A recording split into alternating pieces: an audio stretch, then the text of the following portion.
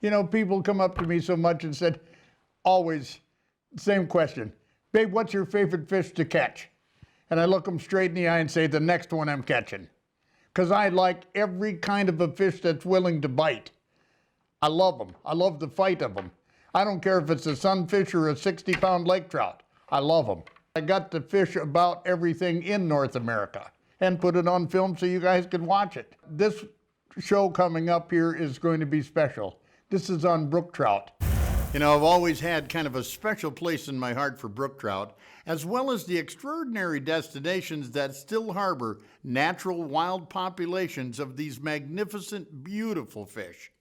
One of the fondest brook trout memories came years ago on a remote fly-in to Ontario's Hudson Bay area within the Polar Bear Provincial Park. Ooh, boy, did I get hit! There, each fall, trophy brookies migrate from the Arctic Ocean and into the Sutton River to spawn. I was joined by fellow brook trout freak and outdoor writer Spence Petros. Was it ever nuts? Whoa, triple header. A triple, huh? Yeah. Just imagine a crystal clear river with thousands of monster brookies that can be seen holding tight to the reds, the term given to brook trout spawning beds. What was so amazing was that we could actually pitch jigs or small spoons directly to spotted fish, exploit their protective nature, and coax almost every one we saw into biting. That was getting bigger. Of course, other than a few for the pan, all were released. But here's the kicker. Those Sutton River brook trout averaged in the neighborhood of 4 pounds. Definitely not your typical lower 48 stream-sized brookies. Granted, our accommodations on that trip were nothing more than an old trapper's shack with plenty of mice to keep us company, but hey, the fishing certainly made it all worthwhile. When Spence and I were fishing together, we're on the Sutton River that goes into Hudson Bay. We were getting doubles and so forth. We caught fish up to 5 or 6 pounds and had a couple of bigger ones on. But let me tell you a little about that trip, just a minute, because it's not like the old days. And this was the old days when this happened. This place out of Hearst, Ontario, said that they knew of a trapper's cabin up on the Sutton River that we could stay in. And they would take us there by float plane, drop us off, and with all of our supplies and food, and be back to pick us up in 2.5 days. All right? Sounds good. We went out the first day and just caught the crap out of them. It was wonderful. Everyone prettier than the next because they're all coming in to spawn, so they're full spawning colors. And they're aggressive. And we can see a lot of them and cast to them and get them to bite. And it was just magic. Well, you also noticed we had silver jackets on. Those are rain suits that we used to sell at that point in time, silver and black. And that's because on the end of that first day it started raining. And then it started pouring. And it poured all night long. Now let me tell you about our cabin. You could lay it, when we got into there were supposed to be 4 beds. Well, there was 4 cots that were down. All the mattresses had been chewed up and eaten. It was just fecal droppings from rats and other things that had eaten it all. Just springs. So we laid on the springs. Each one of us had a spring mattress, and that was it. You could see the stars up through the roof, for God's sakes. I mean, the chink had fallen out of the logs. I don't know when the last time somebody had inhabited this cabin, but I'm going to guess it was 50 years prior to that or so. A long time ago. Birds could fly in to the cabin going through a crack between the 2 logs and fly right into the cabin, and did it while we were in there. You might call it a humble situation. We had 2.5 days of food, and they were going to be back for us. Well, it rained. Started that first evening, and it didn't stop for 3 days. This was before GPSs, so they couldn't fly to come and get us. They had to be able to physically see with their eyes to navigate to come and get us with the plane. We didn't have anything left to eat. Nothing. So how'd you like this for table fare? We had to keep some of those brook trout, skin them, gut them, clean them out, and boil them, and then just eat the boiled brook trout with no seasoning on them. I got to the point I couldn't stand the smell of the brook trout boiling in the pot because nobody wanted to eat them anymore. I mean, it's not the way to cook fish, but that's what we had.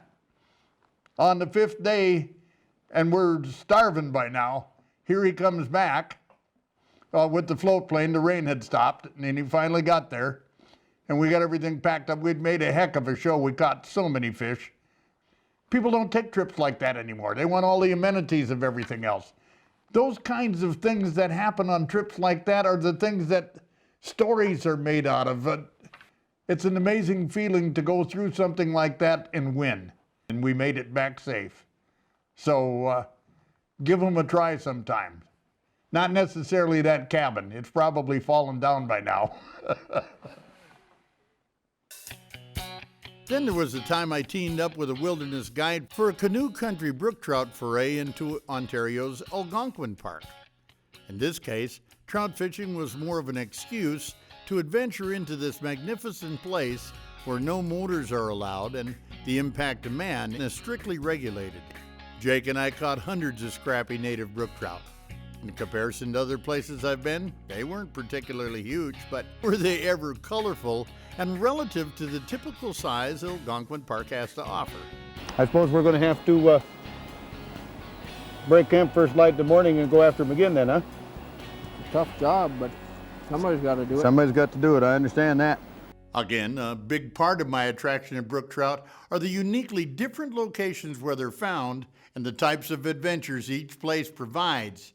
Another was when I had the rare privilege of visiting Quebec. Again with my great friend Spence Petros for a combination caribou hunt and brook trout fishing getaway. This is slop, boy. I know, it seems like the bigger the brook trout, the more inaccessible they are, whether by plane or walking. After navigating through a watery maze of remote lakes and rivers, we found ourselves on the banks casting for brookies. Oh, here's one. Yeah, I me got too. one. You got one too? Yes. All right, double header. Man, Spence, that's a really big one. I know. You threw a couple of casts with a jig and bang. Oh, this is a gorgeous fish. Another good one? Yes, sir. In 2002, I had another incredible brook trout adventure at God's Lake, Manitoba. Oh, wait till you see this thing. The lake itself is known for trophy walleye, pike, and lake trout, but I actually went to investigate the lake's largest tributary, which kicks out some of the largest inland native brook trout on the entire North American continent. This has got to be 4.5, 5 pounds, isn't it? Oh, absolutely. First cast! Look at, wait till you see this thing. My friends, we caught the bejeebers out of them. This was absolutely unbelievable. Each beautifully painted fish was handled with the respect and kid gloves it deserved. Every effort was made to handle them quickly and get them back into the water unharmed.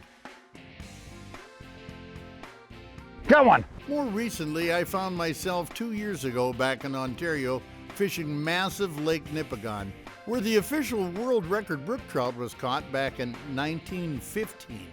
Ooh, nice fish. At the time of weighing, the 31-inch trout weighed only 14.5 pounds because it was badly decomposed after 21 days in the bush without refrigeration. Now, actually, a brook trout is not a trout. See all the wormy markings up here? Okay. That's char. This is a member of the Arctic char family, so those are lake trout. I love brook trout. They're so beautiful, one of the most beautiful fish ever. And I fished them in Quebec, and I fished them in Manitoba, and I fished them all over Ontario. I fished them in Minnesota, I fished them lots of places. Because that's one of those fish that you can't ever get enough of, okay? Everyone you pick them up and, my God, did the good Lord paint this one like this? So beautiful. When they get in their spawning colors, it's something to, I mean, they're just, you look at them in your hands and it's hard to believe they're real. They're so pretty with so many different markings and things. And fight like hell. I mean, they just don't give up. Hey, I hope you're really enjoying our new content for YouTube. If you do, hit the like button, hit the subscribe button, and once you do that, hit the bell so anytime we post new stuff, you'll know of it. Thank you so much.